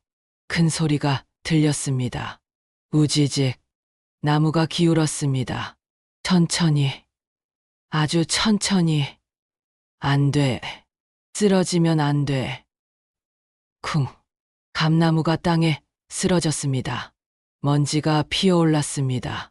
앙상한 가지들이 바닥에 널브러졌습니다. 40년의 세월이, 40년의 추억이 그렇게 쓰러졌습니다. 감나무야, 미안해. 내가 지켜주지 못해서. 인부들이 가지를 자르기 시작했습니다. 뿌리를 파내기 시작했습니다. 곡괭이로 흙을 퍼냈습니다. 굵은 뿌리가 드러났습니다. 40년 동안 땅속 깊이 뻗어내린 뿌리였습니다. 인부들이 뿌리를 잘라냈습니다. 뚝, 뚝, 하나씩 잘려나갔습니다. 마치 제 인생이 잘려나가는 것 같았습니다. 30분 후, 감나무가 완전히 사라졌습니다. 잘린 가지들은 트럭에 실렸습니다. 뿌리도 모두 뽑혔습니다. 마당에는 큰 구덩이만 남았습니다. 텅 빈 구덩이. 감나무가 있던 자리였습니다. 40년이 사라졌어. 그냥 30분 만에. 그때 안방 문이 열렸습니다. 진석이 들어왔습니다. 창문 쪽으로 다가왔습니다. 마당을 내려다봤습니다. 엄마, 감나무 베었어요. 어차피 새 주인이 다 밀어버릴 거니까 우리가 미리 정리하는 게 나아요. 내가 어떻게, 아버지가 심은 나무인데, 그리고 나무 값도 받았어요. 목재로 팔면 50만 원 정도 된대요. 감나무 목재가 꽤 비싸대요. 진석은 아무렇지 않게 말했습니다. 40년 된 감나무가, 아버지가 심은 나무가 그저 50만 원짜리 목재일 뿐이었습니다. 다음 주에 마당도 정리할 거예요. 잔디 다 걷어내고 콘크리트 칠할 거예요. 그래야 집값이 더 나가거든요. 진석이 나갔습니다. 문이 닫혔습니다. 저는 창밖을 바라봤습니다. 구덩이만 남은 마당. 인부들이 흙으로 구덩이를 메우고 있었습니다. 이제 정말 아무것도 남지 않았구나. 집도, 감나무도, 추억도. 그날 오후였습니다. 저는 천장을 바라보며 누워 있었습니다. 생각할 기력조차 없었습니다. 그저 텅 빈 느낌. 모든 게 사라진 느낌. 발소리가 들렸습니다. 조심스러운 발소리. 안방문이 살짝 열렸습니다. 할머니, 저예요. 은우였습니다. 문을 조용히 닫고 침대 옆으로 왔습니다. 눈이 빨갛게 충혈되어 있었습니다. 울었던 것 같았습니다. 할머니, 감나무 봤어요. 제가 막지 못해서 죄송해요. 은우야, 내 잘못이 아니야. 할머니, 걱정 마세요. 제가 클라우드에 녹음 파일 백업해뒀어요. 휴대폰이 고장, 나도 클라우드에는 남아있어요. 은우의 목소리에 희망이 섞여 있었습니다. 큰아버지한테 이메일 보냈는데 아직 답이 없어요. 시차 때문인 것 같아요. 조금만 기다리세요. 큰아버지가 오시면 다 해결될 거예요. 은우야, 고마워. 내가 있어서 정말 다행이야. 그 순간이었습니다. 방문이 박차고 열렸습니다. 계숙이 들어섰습니다. 얼굴이 창백했습니다. 분노로 일그러져 있었습니다. 은우야, 내 휴대폰 어디 있어? 왜요? 내가 할머니 인형 파일 백업했다는 거 다 알아. 내 아빠한테 다 들었어. 휴대폰 내놔. 안 돼요. 이건 증거예요. 증거. 내가 그걸 경찰한테 보내면 우리 가족 다 망한다는 거 몰라? 내 아빠 감옥 가. 너도 청과자 아들 돼. 계숙이 은우의 팔을 잡았습니다. 은우가 뿌리쳤습니다. 하지만 계숙은 더 강했습니다. 재킷 주머니를 뒤졌습니다. 안 돼요. 손 떼요. 계숙이 휴대폰을 빼앗았습니다. 은우의 스마트폰이었습니다. 검은색 케이스에 쌓여 있었습니다. 돌려줘요.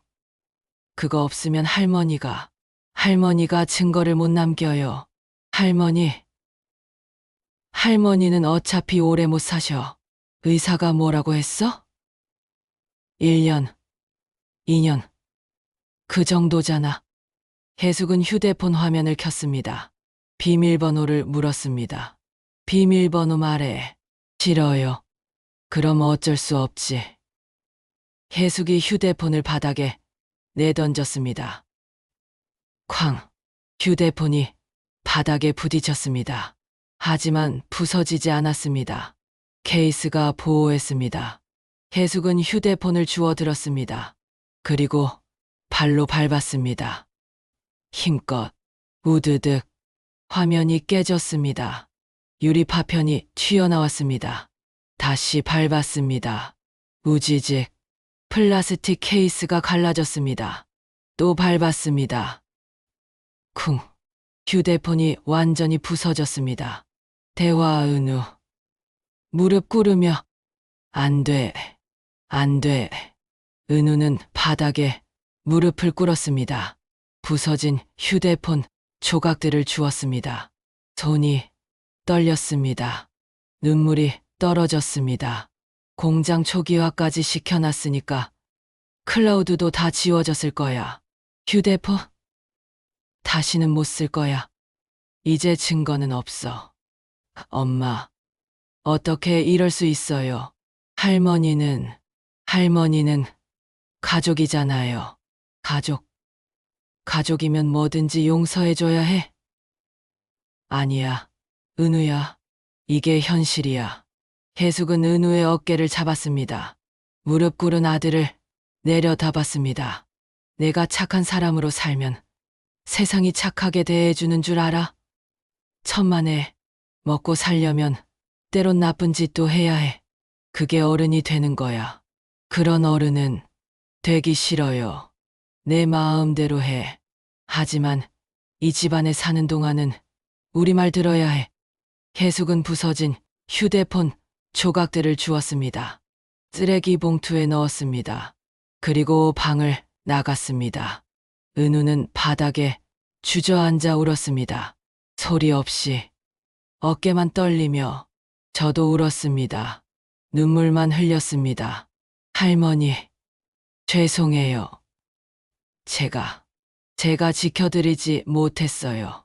제가 무능해서, 제가 약해서. 은우야, 괜찮아. 내 잘못이 아니야. 넌 최선을 다했어. 은우는 한참을 울었습니다. 그러다 천천히 일어났습니다. 제 손을 잡았습니다. 할머니, 포기하지 마세요. 제가 꼭 방법을 찾을게요. 하지만 은우의 목소리에는 확신이 없었습니다. 절망이 섞여 있었습니다. 은우가 방을 나갔습니다. 저는 다시 혼자 남았습니다. 천장을 바라봤습니다. 이제 끝이구나. 정말로 끝이야. 모든 희망이 사라졌습니다. 감나무도 사라졌습니다. 증거도 사라졌습니다. 은우의 휴대폰도 부서졌습니다. 클라우드도 지워졌습니다. 남은 건 아무것도 없었습니다. 그날 저녁, 혜숙이 저녁죽을 먹이러 왔습니다. 평소처럼 거칠게 먹였습니다. 어머니, 다음 주면 집 잔금 들어와요. 그럼 바로 이사 가요. 어머니는 요양병원 예약해뒀어요. 요양병원, 거기 가면 나는 영영 못 나오겠지. 거기 시설 좋대요. 간호사들도 친절하고 어머니 편하실 거예요. 혜숙의 목소리는 기계적이었습니다. 감정이 없었습니다. 마치 물건을 처리하듯 말했습니다. 식사가 끝나고 혜숙이 나갔습니다. 밤이 깊어갔습니다. 저는 눈을 감았습니다. 더 이상 싸울 힘이 없었습니다. 그저 모든 게 끝나기를 바랐습니다. 여보, 이제 당신한테 가도 될까? 너무 힘들어. 더 이상 못 버티겠어. 창밖으로 달빛이 들어왔습니다. 감나무가 있던 자리를 비췄습니다. 흙으로 메워진 자리, 아무것도 없는 자리. 저는 그 자리를 바라보며 생각했습니다. 나도 저렇게 사라지는구나. 흔적도 없이. 아무도 기억하지 않는. 하지만 저는 몰랐습니다. 은우가 이미 녹음 파일을 큰아버지에게 이메일로 보냈다는 것을요. 휴대폰이 부서지기 하루 전에, 혜숙이 클라우드를 지우기 전에 미국 로스앤젤레스 큰아들 진우는 이메일을 받았습니다. 녹음 파일을 모두 들었습니다. 그리고 비행기표를 끊었습니다. 내일 아침 첫 비행기 인천행. 진우는 짐을 쌌습니다. 15년 만에 한국으로 돌아가는 길이었습니다. 어머니를 구하러 가는 길이었습니다. 그날 밤 저는 알지 못했습니다. 희망이 태평양을 건너오고 있다는 것을요.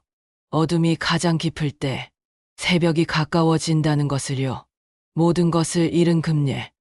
하지만 가장 어두운 밤이 지나면 새벽이 옵니다. 15년 만에 돌아오는 큰아들 진우. 과연 그는 어머니를 구할 수 있을까요? 마지막 반전이 시작됩니다. 다음 챕터에서 계속됩니다. 수갑 소리를 들어봤어? 차가운 금속이 손목에 채워질 때 나는 그 철커덕 소리. 그게 바로 정의가 찾아오는 소리였어. 11월 20일 토요일, 집 매매 계약일 아침이었습니다. 새벽부터 진석 부부는 분주했습니다. 짐을 정리하고 새로운 삶을 준비했습니다. 잔금 9억, 통장으로 입금될 예정이었습니다. 강남 아파트 계약금 넣었어. 30평 신축이야. 다음 주에 이사 가면 돼. 은우 학원도 등록했어. 대치동 입시 학원. 이제 제대로 된 교육 받을 수 있어. 진석의 목소리가 들떠 있었습니다. 15년 만에 빚에서 벗어나는 날이었습니다. 새 아파트, 새 인생, 모두 제 희생 위에 세워진 것들이었습니다. 내 집을 팔아서, 내 평생을 팔아서 너의 꿈을 이루는구나. 저는 안방에 누워 천장을 바라봤습니다. 오늘이 마지막 날이라고 생각했습니다. 오후가 되면 집이 팔립니다. 저는 요양병원으로 보내집니다.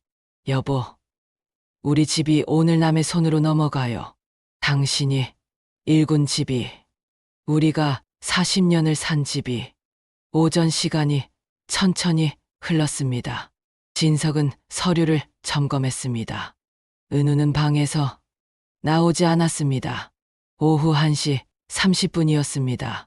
구매자가 오기 30분 전이었습니다. 현관 초인종이 울렸습니다. 진석이 거실에서 일어났습니다. 벌써 오셨나? 일찍 오셨네. 진석이 현관문을 열었습니다. 그 순간 진석의 목소리가 굳어졌습니다. 형님. 어떻게, 진석아. 나 긴급 귀국했어. 큰아들 진우였습니다. 15년 만에 돌아온 큰아들. 미국에서 변호사로 일하는 큰아들. 그리고 그 뒤에는 경찰 2명이 서 있었습니다. 제복을 입은 경찰. 강진석 씨 맞으십니까? 네. 그런데요. 폭행치상과 사기, 강요 혐의로 조사받으셔야겠습니다. 긴급 체포영장이 발부되었습니다. 진석의 얼굴이 새하얗게 질렸습니다. 입이 떨렸습니다. 무슨 소리예요? 형님, 이게 무슨... 진석아, 은우가 나한테 파일 보냈어. 녹음 파일. 다 들었어. 그 순간 거실에서 혜숙이 뛰어나왔습니다. 녹음 파일. 그거 다 지웠는데. 은우 휴대폰 부쉈다고. 부쉈어도 소용없어. 은우가 이메일로 다 보냈거든. 내 메일함에 20개 파일이 다 들어있어. 혜숙이 얼어붙었습니다. 진석도 말을 잇지 못했습니다. 큰아들 진우가 태블릿을 꺼냈습니다. 재생 버튼을 눌렀습니다. 스피커에서 목소리가 흘러나왔습니다. 진석의 목소리였습니다. 술에 취했던 그날 밤의 목소리. 솔직히 말할게요. 제가 계단에서 엄마를 밀었어요. 미안해요. 하지만 달리 방법이 없었어요. 엄마가 명예 변경을 절대 안 해주시니까.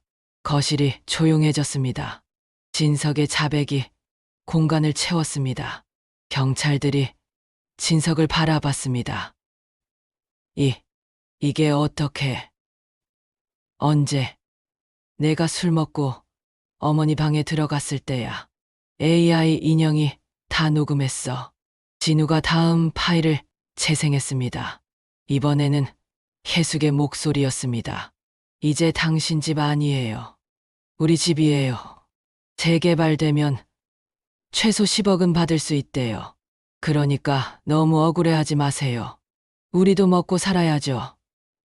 이건 어디서 나온 거예요? 은우가 할머니한테 드린 AI 인형. 거기 녹음 기능 있었어. 너희가 할머니를 학대하고 협박하고 집을 빼앗으려 한 모든 증거가 다 담겨 있어. 진우가 계속해서 파일을 재생했습니다.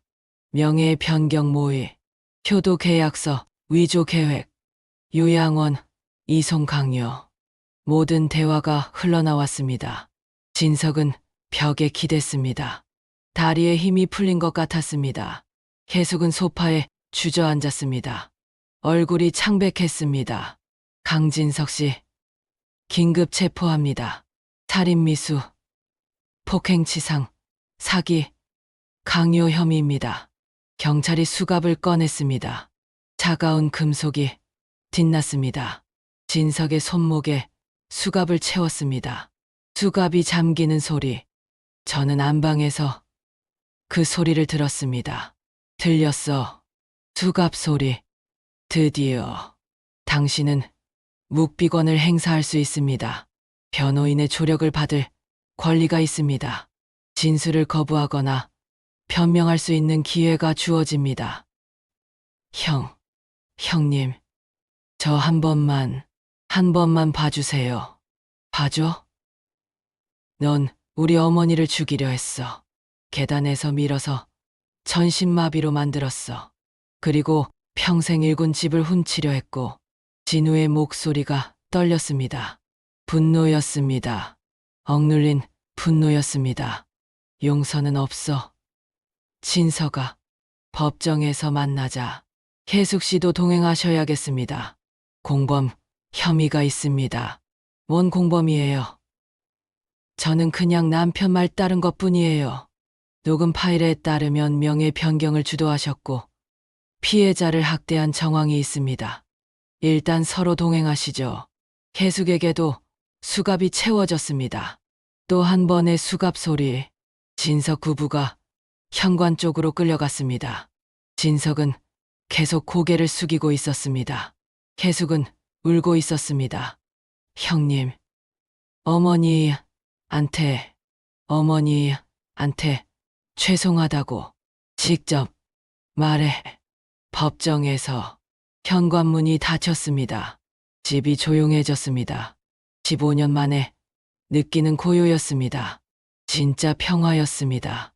끝났어. 드디어 끝났어. 저는 눈물을 흘렸습니다. 하지만 이번엔 슬픔이 아니었습니다. 안도였습니다. 해방이었습니다. 안방문이 열렸습니다. 발소리가 들렸습니다. 천천히 침대 옆으로 다가왔습니다. 어머니, 큰아들 진우였습니다. 15년 만에 보는 얼굴이었습니다. 나이가 들었습니다. 흰머리가 보였습니다. 주름이 생겼습니다. 하지만 여전히 제 아들이었습니다. 진우가 제 손을 잡았습니다. 따뜻한 손이었습니다. 그리고 울기 시작했습니다. 어머니, 제가 늦어서 죄송합니다. 은우가 연락하지 않았다면 제가 정말 몰랐어요. 괜찮아. 아들아, 내 잘못이 아니야. 넌 열심히 살았어. 진석이가 동생이 어머니를 이렇게 만들었다는 게 믿기지 않아요. 제가 더 자주 연락했어야 했는데. 진우는 한참을 울었습니다. 중년 남자의 눈물이었습니다. 아들의 눈물이었습니다. 저도 눈물을 흘렸습니다. 말은 할 수 없었지만 마음은 통했습니다. 어머니, 명의는 다시 어머니 앞으로 돌려놓을게요. 집도 팔지 않을 거예요. 진우가 서류 가방을 열었습니다.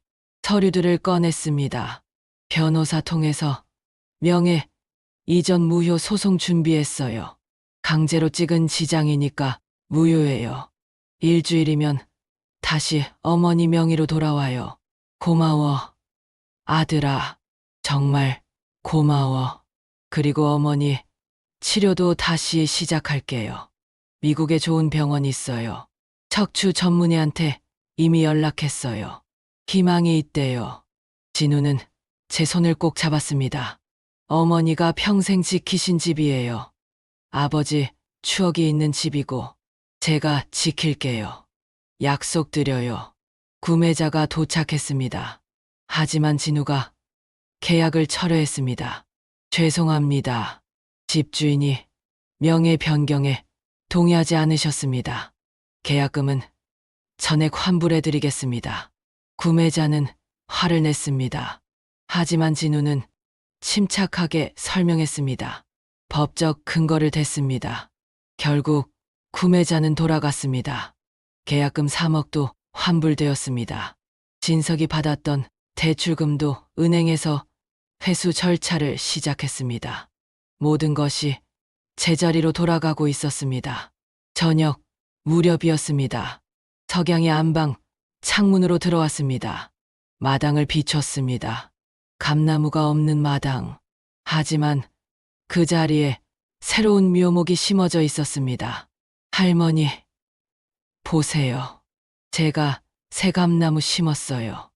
은우였습니다. 손에 흙이 묻어 있었습니다. 얼굴에도 흙이 묻었습니다. 하지만 환하게 웃고 있었습니다. 할머니 나무 베어진 거 보고 너무 슬펐어요. 그래서 큰아버지랑 같이 묘목 사러 갔어요. 똑같은 종류예요. 감나무. 은우야, 고마워.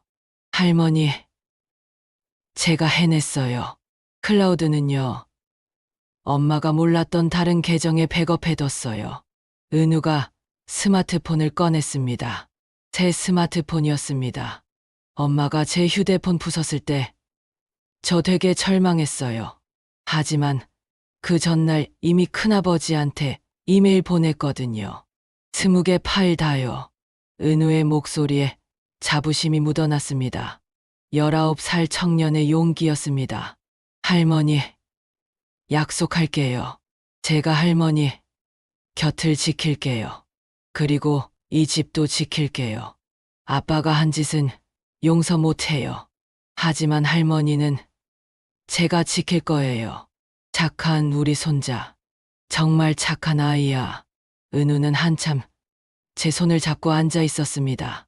진우도 들어왔습니다. 큰아들과 손자. 둘이 함께 제 곁에 앉았습니다. 어머니, 내일부터 간병인 오세요. 전문 간병사예요. 그리고 물리치료사도 주 3회 방문하기로 했어요. 진우가 제 이마를 쓰다듬었습니다. 어머니, 포기하지 마세요. 제가 끝까지 함께 할게요. 그날 밤, 저는 처음으로 편안하게 잠들었습니다. 40일 만에 처음이었습니다. 목소리는 여전히 나오지 않았습니다. 몸은 여전히 움직이지 않았습니다. 하지만 마음만은 평온했습니다. 창밖으로 달빛이 들어왔습니다. 새로 심은 감나무 묘목을 비췄습니다. 작은 묘목이었습니다. 하지만 언젠가는 자랄 것입니다. 해마다 감을 맺을 것입니다. 감나무야, 잘 자라렴. 내가 크면 나도 나아질까? 다시 걸을 수 있을까? 다시 말할 수 있을까? 악은 반드시 그 대가를 치른다는 것. 침묵도 때로는 가장 강력한 무기가 될 수 있다는 것. 그리고 가족의 진짜 의미는 피가 아니라 마음에 있다는 것. 저는 그날 밤 깨달았습니다. 진석은 제 아들이었지만 가족이 아니었습니다. 은우는 손자였지만 진짜 가족이었습니다. 진우는 15년을 떨어져 있었지만 여전히 가족이었습니다. 저는 눈을 감았습니다. 이번엔 두려움 없이 평화로운 잠이었습니다. 정의는 승리했습니다. 하지만 금례의 이야기는 여기서 끝나지 않습니다. 과연 그녀는 다시 목소리를 되찾을 수 있을까요? 새로운 감나무는 감을 맺을 수 있을까요? 마지막 여운이 남아 있습니다. 다음 챕터에서 계속됩니다. 목소리를 잃으면 모든 게 끝날 줄 알았어. 하지만 침묵 속에서 진짜 목소리를 찾았어. 사랑이라는 언어를. 진석 부부가 체포된 지 6개월이 지났습니다. 2025년 5월 따뜻한 봄이 찾아왔습니다. 마당에는 새싹이 돋아났습니다. 겨울을 견뎌낸 생명들이었습니다. 재판이 끝났습니다. 진석은 살인미수와 사기 혐의로 징역 7년을 선고받았습니다. 혜숙은 공범으로 징역 3년. 두 사람 모두 항소를 포기했습니다. 7년. 그 시간이 내게 무엇을 가르쳐 줄까? 진서가.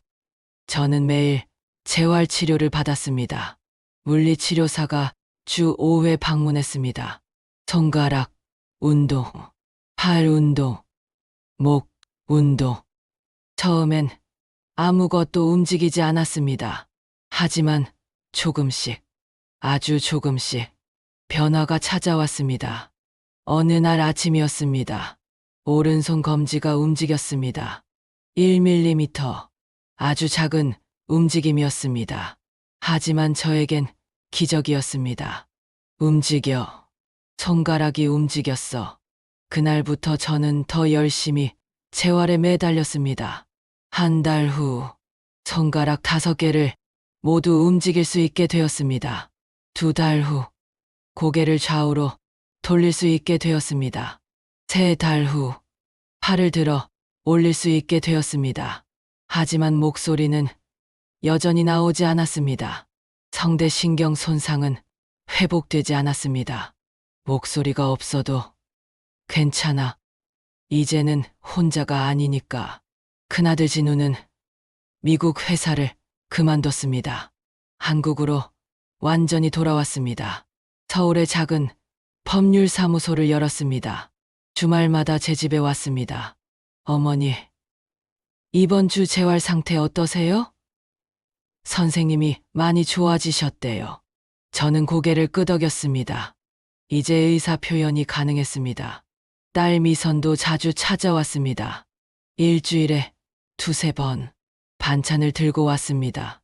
어머니, 제가 김치 담가왔어요. 어릴 때 어머니가 해주시던 맛으로 담가봤는데 맛 좀 봐주세요. 미선이 김치를 한 입 더 먹여줬습니다. 맛있었습니다. 딸의 정성이 느껴졌습니다. 은우는 대학에 합격했습니다. 서울대학교 컴퓨터공학과 장학금까지 받았습니다. 할머니, 저 서울대 붙었어요. 합격증 여기 있어요. 은우가 합격증을 제 앞에 펼쳤습니다. 저는 엄지손가락을 들어 올렸습니다. 좋아라는 표시였습니다. 할머니, 기숙사 안 들어갈 거예요. 할머니, 집에서 통학할래요. 할머니, 곁을 떠나고 싶지 않아요. 착한 내 손자. 정말 착한 아이야. 5월, 어느 토요일 오후였습니다. 날씨가 화창했습니다. 진우와 은우가 마당에서 무언가를 준비하고 있었습니다. 저는 휠체어에 앉아 창가에서 그들을 바라봤습니다. 이제 휠체어에 앉을 수 있을 만큼 회복되었습니다. 은우야, 여기 좀 더 깊이 파. 삼촌, 이 정도면 될까요? 응. 좋아. 이제 묘목을 넣자. 그들은 감나무 묘목을 심고 있었습니다. 40년 된 나무가 베어진 그 자리에 새로운 생명을 심는 것이었습니다. 묘목은 작았습니다. 제 팔뚝만 했습니다. 하지만 푸릇푸릇했습니다. 살아있었습니다. 진우가 구덩이에 묘목을 넣었습니다. 은우가 흙을 부었습니다. 두 사람이 번갈아가며 흙을 다졌습니다. 1시간쯤 지났습니다. 작은 감나무 묘목이 마당 한가운데 서 있었습니다. 할머니, 새 감나무 심었어요. 예쁘죠? 제가 매일 물 주고 잘 키울게요. 은우의 얼굴에 흙이 묻어 있었습니다. 땀도 흘리고 있었습니다. 하지만 환하게 웃고 있었습니다. 할머니가 돌아가실 때까지 제가 잘 키울게요. 그리고 할머니 돌아가신 후에도 계속 키울 거예요. 이 나무는 할머니 나무예요. 고마워. 은우야, 내가 있어서 정말 다행이야. 저는 고개를 끄덕였습니다. 이제 조금씩 고개를 움직일 수 있었습니다. 은우는 제 반응에 더욱 환하게 웃었습니다. 그날 저녁, 온 가족이 함께 저녁을 먹었습니다. 진우, 미선, 은우, 그리고 침대에서 휠체어로 옮겨 앉은 저. 비록 말은 못했지만 함께 있었습니다. 어머니, 제가 호박죽 끓여왔어요. 어릴 때 어머니가 해주시던 그 맛이에요. 한번 드셔보세요. 진우가 호박죽을 떠서 제 입에 넣어줬습니다. 천천히, 조심스럽게 따뜻하고 달콤한 맛이 입안에 퍼졌습니다. 이게 바로 가족이구나. 핏줄이 아니라 마음으로 이어진 6월이 되었습니다. 장마가 시작되었습니다. 은우는 매일 감나무에 물을 줬습니다. 비가 와도 해가 나도 매일 나무를 돌봤습니다. 나무는 조금씩 자랐습니다. 새 잎이 돋아났습니다. 가지가 뻗어나갔습니다. 어느 날 구청에서 연락이 왔습니다. 진우가 전화를 받았습니다. 어머니, 좋은 소식이에요. 이 집 일대가 재개발 대신 한옥 보존 지역으로 지정됐대요. 저는 눈을 크게 떴습니다. 집을 팔지 않아도 돼요. 오히려 보존 지원금을 받을 수 있대요. 연간 500만 원 정도요. 다행이야. 이 집을 계속 지킬 수 있구나. 7월이 지나고 8월이 왔습니다. 무더운 여름이었습니다. 하지만 감나무는 무럭무럭 자랐습니다. 제 무릎 높이까지 자랐습니다. 9월이 왔습니다. 가을이었습니다. 감나무의 작은 잎들이 노랗게 물들기 시작했습니다. 어느 가을 저녁, 은우가 제 방에 들어왔습니다. 손에 노트북을 들고 있었습니다. 할머니, 제가 프로그램 하나 만들었어요. 보여드릴게요. 은우는 노트북을 제 앞 책상에 놓았습니다. 화면을 켰습니다. 큰 자판이 표시되어 있었습니다. 고노, 덜, 지, 한글 자음과 모음이었습니다. 할머니가 눈으로 글자를 가리키면 프로그램이 그걸 인식해요. 그리고 문장이 완성되면 컴퓨터가 음성으로 읽어줘요. 은우가 웹캠을 제 앞에 설치했습니다. 한번 해보세요. 할머니, 천천히 눈으로 글자를 바라보시면 돼요. 나레이션. 저는 화면을 바라봤습니다. 거울 봤습니다. 2초쯤 응시했습니다. 딸깍. 고의 선택되었습니다. 화면의 문장이 완성되었습니다. 고맙다. 완료 버튼을 눌렀습니다. 컴퓨터에서 목소리가 흘러나왔습니다. 고맙다. 기계 음성이었습니다. 감정이 없는 목소리였습니다. 하지만 제 말이었습니다. 제 목소리였습니다. 할머니. 드디어 할머니 목소리 들었어요. 이게 내 목소리야. 비록 기계 소리지만 이게 내 진짜 목소리야. 은우가 제 손을 잡았습니다. 눈물을 흘렸습니다. 저도 눈물을 흘렸습니다. 할머니, 이제 할머니 생각을 다 들을 수 있어요. 뭐든지 말씀해 주세요. 그날부터 저는 눈으로 말하기 시작했습니다. 느렸습니다. 한 문장 만드는 때 5분이 걸렸습니다. 하지만 분명히 의사를 전달할 수 있었습니다. 10월이 되었습니다. 1년 전, 제가 계단에서 떨어진 그날과 같은 가을이었습니다. 하지만 모든 게 달라졌습니다. 어느 토요일 오후였습니다. 날씨가 맑았습니다. 은우가 제 휠체어를 밀어 마당으로 나갔습니다. 할머니, 감나무 보러 가요. 많이 컸어요. 마당의 감나무는 제 허리 높이까지 자라 있었습니다. 6개월 만에 많이 컸습니다. 작은 가지들이 사방으로 뻗어 있었습니다. 언젠가 이 나무에도 감이 열리겠지. 그때가 되면 저는 노트북을 열었습니다. 은우가 제 무릎 위에 노트북을 놓아줬습니다. 저는 천천히 글자를 선택했습니다. 10분쯤 걸렸습니다. 문장이 완성되었습니다. 목소리를 잃었지만 진짜 목소리를 찾았습니다. 자식은 핏줄이 아니라 마음으로 이어진다는 것을 배웠습니다. 할머니, 아름다운 말씀이에요. 저는 미소 지었습니다. 완전하게 웃을 수는 없었습니다. 입 한쪽만 살짝 올라갔습니다. 하지만 마음만은 환했습니다. 그날 저녁, 온 가족이 모였습니다. 진우, 미선, 은우, 그리고 미선의 남편과 두 손주들까지 모두 8명이었습니다. 마당에 테이블을 차렸습니다. 작은 감나무 옆에 어머니. 오늘은 특별한 날이에요. 어머니가 사고 나신 지 정확히 1년 되는 날이에요. 그렇습니다. 1년 전 오늘 저는 계단에서 떨어졌습니다. 죽을 뻔했습니다. 모든 걸 잃을 뻔했습니다. 하지만 지금은 가족들이 둘러앉았습니다.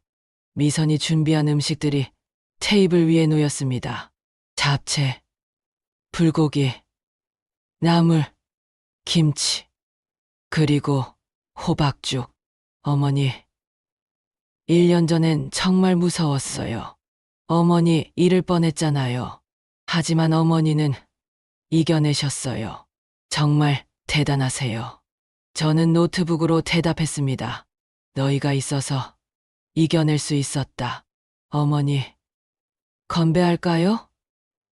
어머니의 회복과 우리 가족을 위해 모두가 잔을 들었습니다. 저도 은우의 도움을 받아 잔을 들었습니다. 손이 떨렸지만 들 수 있었습니다. 잔이 부딪히는 소리. 이게 바로 행복이구나. 큰 집도 많은 돈도 필요 없어. 그저 서로를 사랑하는 가족이 함께 있는 것. 해가 졌습니다. 밤하늘에 별이 떴습니다. 저는 휠체어에 앉아 하늘을 올려다봤습니다. 달이 밝았습니다. 보름달이었습니다. 어디선가 남편의 목소리가 들리는 것 같았습니다. 금내야, 잘 견뎠어. 자랑스러워. 여보, 나 혼자 힘으로 지켜냈어. 우리 집을, 우리 가족을. 그날 밤, 저는 깊이 잠들었습니다. 꿈을 꿨습니다. 남편이 나왔습니다. 감나무 아래 서 있었습니다. 웃고 있었습니다. 금내야, 이제 그만 쉬어. 고생 많았어. 하지만 저는 고개를 저었습니다. 아직이야. 아직 할 일이 남았어. 감나무가 클 때까지, 감이 열릴 때까지. 남편은 웃으며 고개를 끄덕였습니다. 그리고 사라졌습니다. 저는 평화로운 얼굴로 잠들어 있었습니다. 2년이 지났습니다. 2027년 가을, 감나무는 이제 제 키만큼 자랐습니다. 그리고 첫 감이 열렸습니다. 작고 붉은 감, 3개였습니다. 은우가 사다리를 놓고 올라갔습니다. 조심스럽게 감을 땄습니다. 할머니, 우리 감나무예요. 첫 감이에요. 은우가 감 하나를 제 손에 올려놓았습니다. 작았습니다. 40년 된 나무의 감보다 훨씬 작았습니다. 하지만 예뻤습니다. 새 생명이었습니다. 저는 노트북으로 말했습니다. 고마워, 은우야. 이제 새로운 시작이야. 그날 저녁, 온 가족이 모였습니다. 감 3개를 8명이 나눠 먹었습니다. 한 입씩, 작은 한 입씩. 달콤했습니다. 따뜻했습니다. 이 맛, 40년 전 처음 감을 땄을 때와 똑같아. 시작의 맛이야. 저는 하늘을 바라봤습니다. 별이 반짝였습니다. 남편도 저 별 어딘가에서 보고 있겠죠.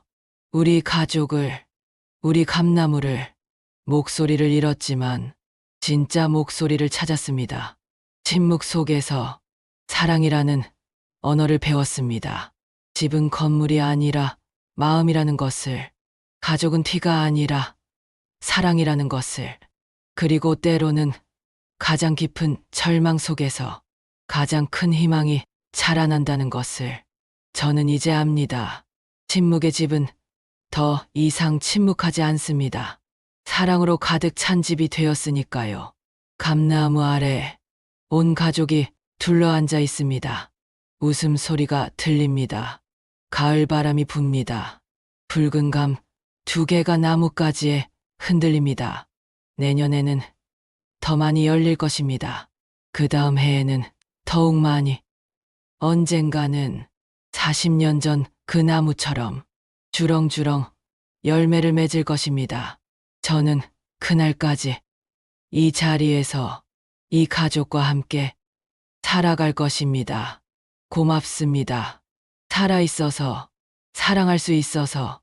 박금내는 2029년 봄 75세의 나이로 평화롭게 잠들었습니다. 감나무는 지금도 그 집 마당에서 자라고 있습니다. 매년 가을 붉은 감을 맺으며